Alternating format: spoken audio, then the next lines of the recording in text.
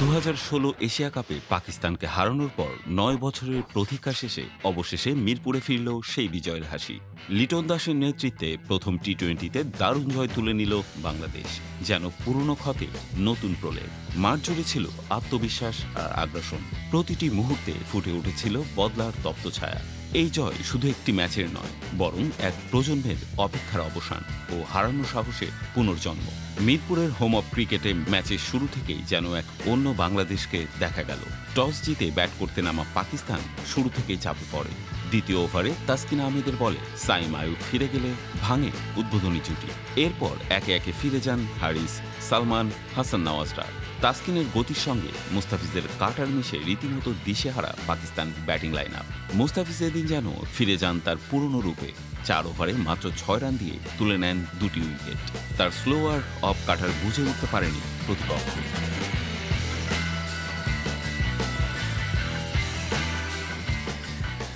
অন্যদিকে তাসকিন তুলে নেন 3টি উইকেট। রান আউট হয়ে থেমে যান ফখর জামান, যিনি এক প্রান্ত আগলে 44 রান করেও দলকে বিপদ থেকে টানতে পারেননি। 110 রানেই গুটিয়ে যায় পাকিস্তান।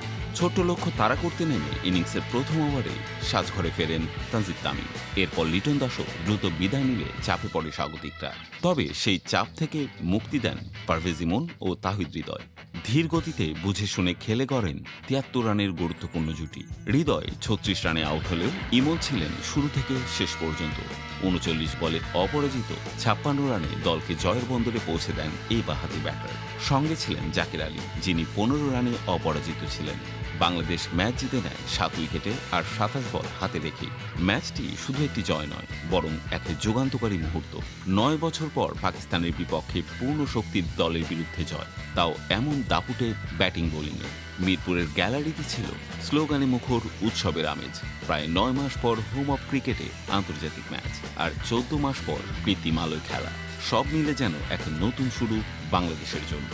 এ জয় শুধু 1-0 ব্যবধানে সিরিজে এগিয়ে যাওয়ার বিষয় নয়, এটি ছিল হারানো আত্মবিশ্বাস ফিরে পাওয়ার এক শক্তিশালী ঘোষণা। দীর্ঘ অপেক্ষার অবসান ঘটিয়ে বাংলাদেশ যেন খুঁজে পেয়েছে নিজেদের হারানো ছন্দ ও সাহস। সেই জাগরণের আত্মবিশ্বাস নিয়েই মাঠে নামবে টাইগাররা সিরিজের দ্বিতীয় ম্যাচে, যেখানে লক্ষ্য থাকবে আরেকটি জয় তুলে নিয়ে সিরিজ নিজের করে নেয়া। একটানা সাফল্যের এই পথ চলা যেন আরও দৃপ্ত হয়, সেই প্রত্যাশায় থাকবে পুরো জাতি।